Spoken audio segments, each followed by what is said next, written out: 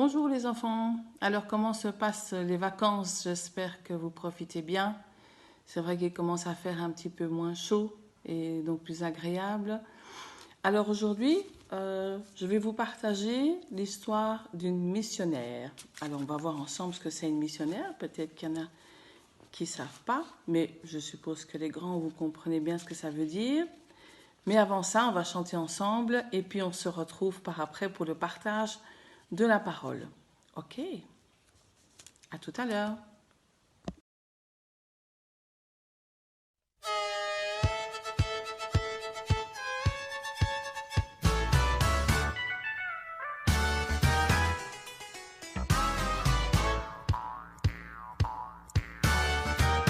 Quelquefois je ne sais pas pourquoi ça ne marche pas, malgré tous les efforts que je fais. Mais alors je me rappelle, j'ai un ami dans le ciel, et avec lui j'y arriverai. Je ferai comme il veut, c'est ce qu'il y a de mieux. Je ferai comme il veut, c'est ce qu'il y a de mieux. Dans tous mes petits problèmes, je peux me confier en Dieu. Il s'occupera du reste si je fais comme il veut. Souvent je ne comprends pas pourquoi je dois passer par là, mais je sais qu'il a ses raisons. Et si parfois ça ne va pas, je n'ai qu'à écouter sa voix. Il a toujours la solution. Je ferai comme il veut, c'est ce qu'il y a de mieux. Je ferai comme il veut, c'est ce qu'il y a de mieux. Dans tous mes petits problèmes, je peux me confier en Dieu. Il s'occupera du reste si je fais comme il veut.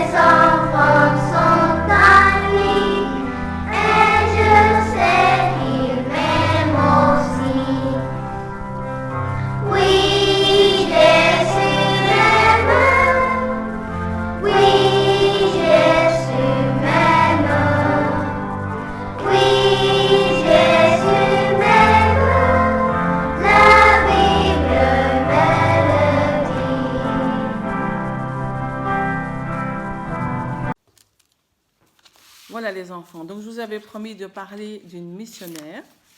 Alors, une missionnaire, qu'est-ce que c'est? Pour ceux qui ne savent pas ce que c'est une missionnaire, donc dans missionnaire, on entend mission. Une missionnaire ou un missionnaire, c'est quelqu'un qui veut partager ce que Jésus lui a donné, faire le bien comme Jésus, partager son amour. Et c'est vrai qu'ils vont partager leur foi, parler de Jésus à ceux qui ne le connaissent pas encore. Et souvent, ces missionnaires partent à l'étranger. Et ici, nous avons l'histoire de Tangara. C'est une jeune dame qui s'appelle Tangara et qui est missionnaire dans une grande ville d'Afrique. Et donc, elle a un dispensaire dont elle s'occupe.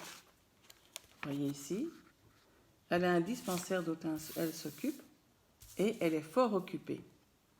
Un dispensaire, c'est un endroit où on a créé un petit hôpital pour les personnes qui sont dans le besoin de soins en général.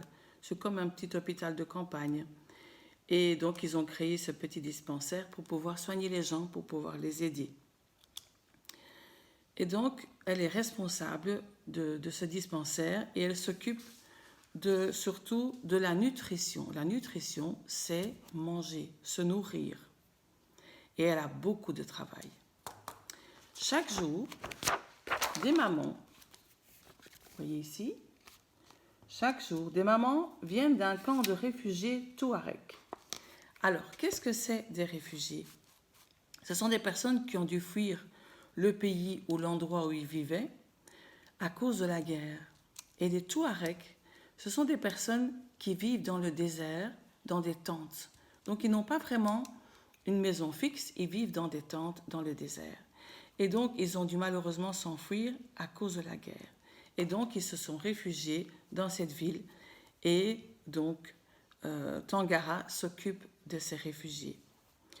Et donc, tous les jours, les mamans qui sont dans ce camp de réfugiés, qui se trouvent à 10 km, vous imaginez, c'est loin, elles ne viennent pas en voiture, elles viennent à pied avec leurs enfants. Tous les jours, elles viennent. Elles arrivent au centre, elles portent leurs enfants qui sont maigres et qui ont faim. Ils n'ont plus de lait pour leur bébé. Et elles-mêmes, elles ont souvent faim. Il n'y a pas longtemps encore, ces familles touareg avaient des troupeaux et des biens. Et la vie nomade, c'est rude. Donc la vie nomade, les nomades, c'est ceux qui voyagent et qui s'installent au fur et à mesure de là où ils vont. Ce sont des personnes qui n'ont pas un endroit fixe où ils vivent.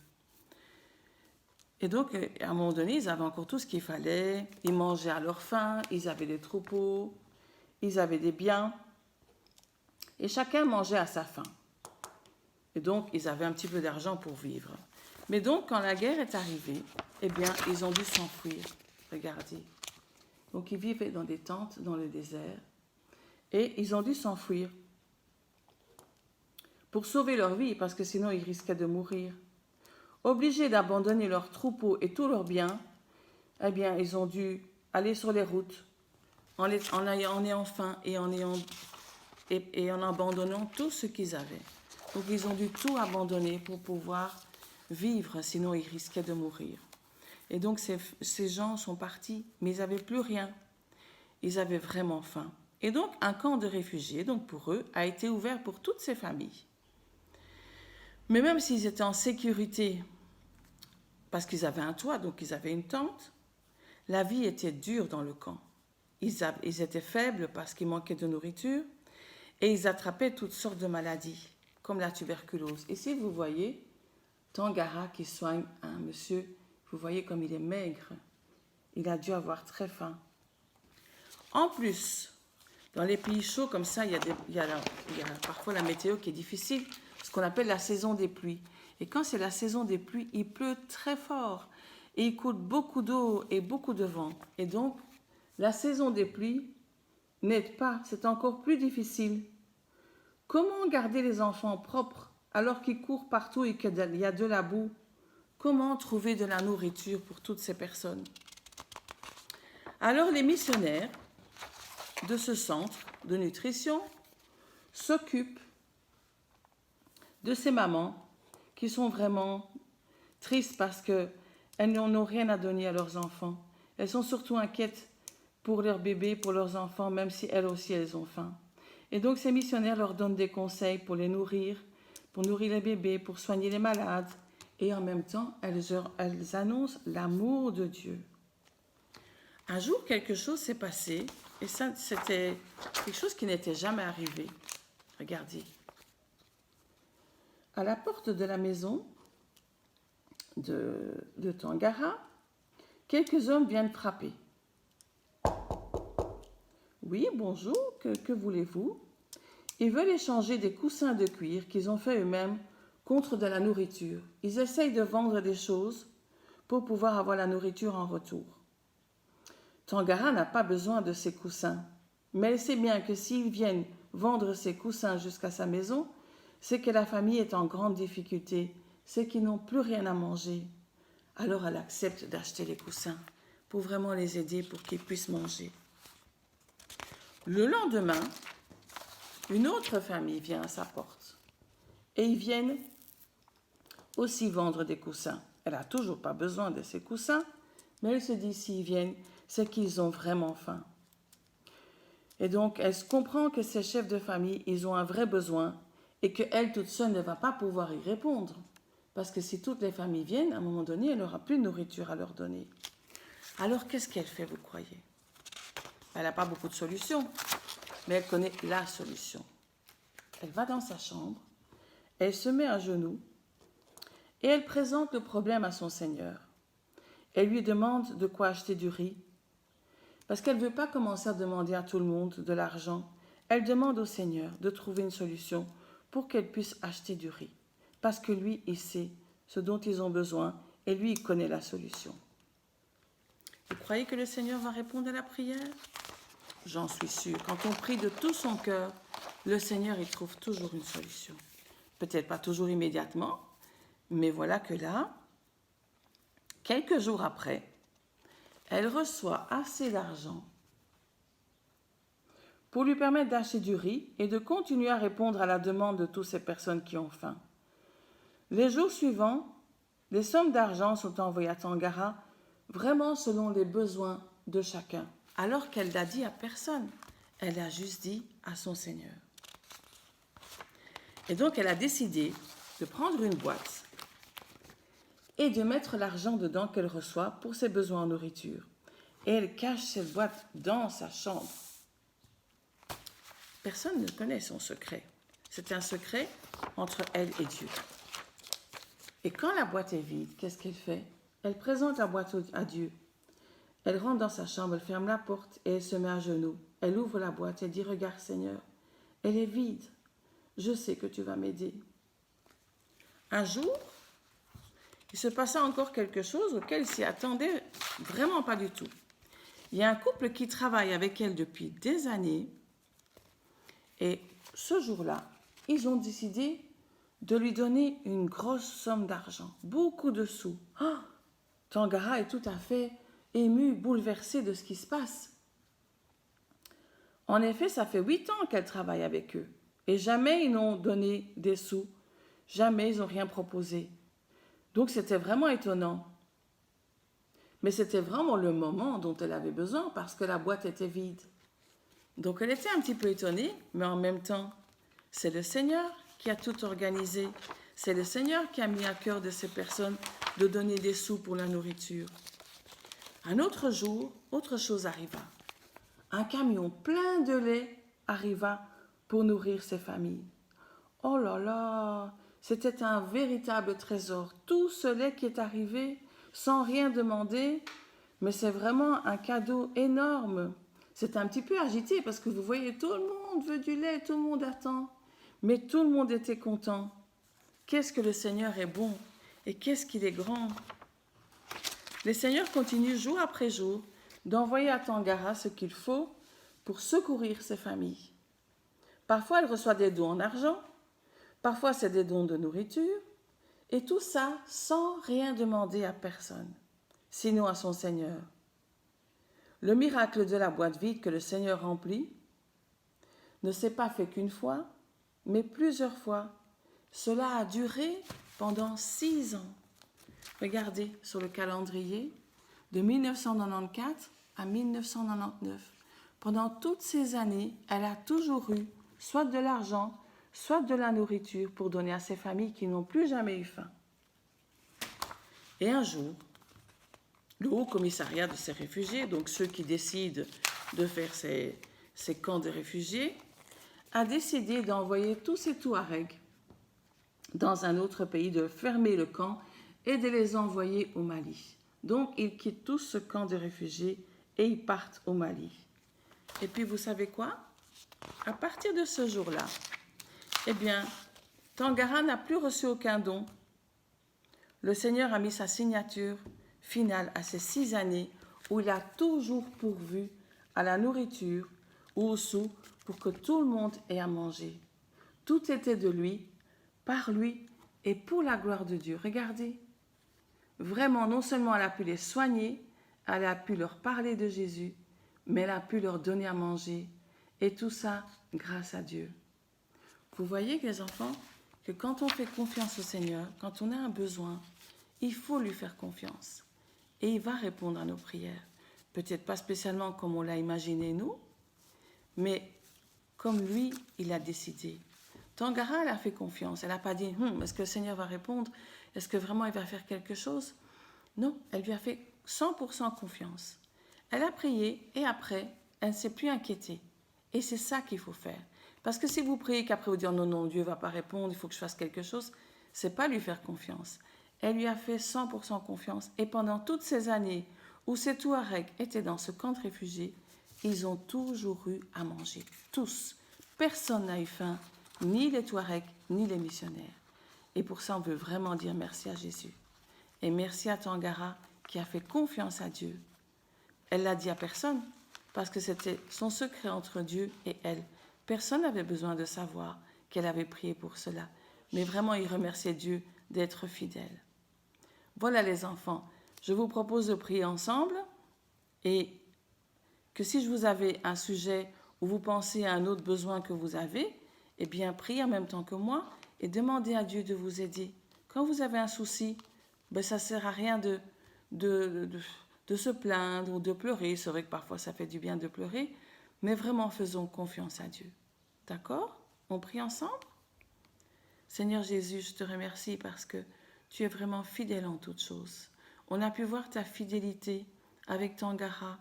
Comme elle te faisait confiance, Seigneur, tu l'as vraiment bénie. Et ils n'ont jamais plus eu faim. Chaque jour, Seigneur, tu pourvoyais à leurs besoins. Ils ont pu manger. Ils n'ont plus jamais eu faim. Et je veux te remercier pour cela, parce que quand on te demande quelque chose, Seigneur, tu réponds à nos prières. Pas toujours comme on l'a pensé, mais comme toi tu l'as pensé, parce que tu veux toujours le meilleur pour nous, Seigneur. Je te remercie et je te remets tous ces enfants entre tes mains, selon leurs besoins. Bénis-les, Seigneur, ainsi que leurs familles. Amen. À très bientôt, les enfants. Au revoir. Tous les jours que Dieu me donne et pour tout ce qu'il donnera, je chanterai pour que résonne dans ma louange un chant de joie. Pour la vie, pour la beauté de ce que Dieu a fait, tant de vérité, et pour m'avoir pardonné. Pour tous les jours que Dieu me donne et pour tout ce qu'il donnera, je chanterai pour que résonne dans ma louange un chant de joie.